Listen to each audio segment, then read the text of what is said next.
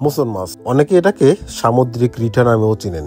বিশেষ করে শহরের বড় বড় বাজারগুলোতে এই মাছটাকেই সামুদ্রিক রিঠা নামে বিক্রি করতে হয়।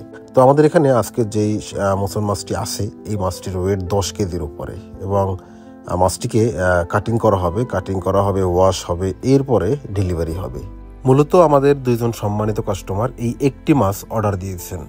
যেহেতু দুইজন অর্ডার দিয়েছেন এবং এত বড় সাইজের মাছ বাসায় নিয়ে কাটিকুটি করাটাও বেশ সময় সাপেক্ষ এবং ঝামেলার ব্যাপার, যে কারণে ওনারা রেডি টু কুক করেই নিতে চাচ্ছেন। আর তাই আমরা তাদেরকে রেডি টু কুক করেই মাছটাকে ডেলিভারি দিব।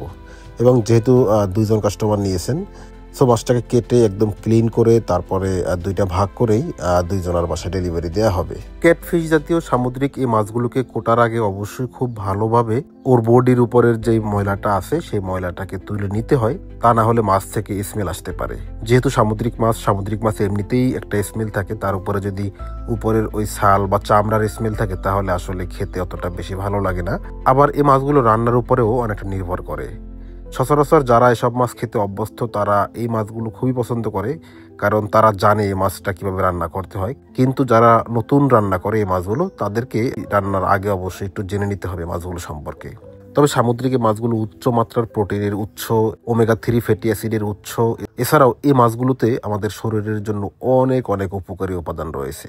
আমাদের প্রত্যেকেরই কিন্তু সামুদ্রিক মাছ খাওয়া উচিত বেশি করে, কারণ এই মাছগুলোতেই কম মূল্যে আমরা অনেক বেশি পরিমাণে আমাদের শরীরের জন্য উপকারী উপাদান পাচ্ছি। যাই হোক, আমাদের মাছ কাটিং করা কমপ্লিট। কাটিং এর পরে মাছগুলোকে ওয়াশ করা হয়েছে। আর এখন মাছগুলোর পিস দেখতে পাচ্ছেন, মাশাআল্লাহ কি সুন্দর, একদম মনে হচ্ছে যেন খাসি জবাই করা হয়েছে।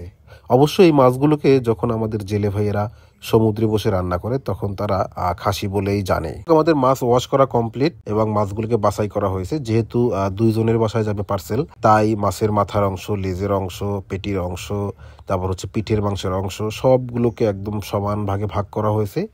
আর এইবার এই মাছগুলোকে এভাবে সুন্দর করে বাটি করা হবে।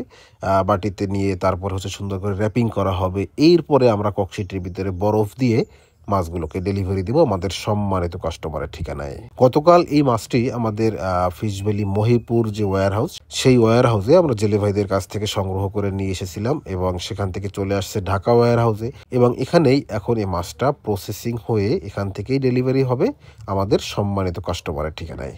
একদম তরতাজা মাছ গতকালকে জাস্ট আমাদের হাতে আসছে এবং আজকেই আমরা এভাবে কাটিং করে রেডি করে আপনাদের দরজায় ডেলিভারি দিচ্ছি। এমন তরতাজা মাছের স্বাদ নিতে এখনই অর্ডার করুন ফিশ ভ্যালিতে।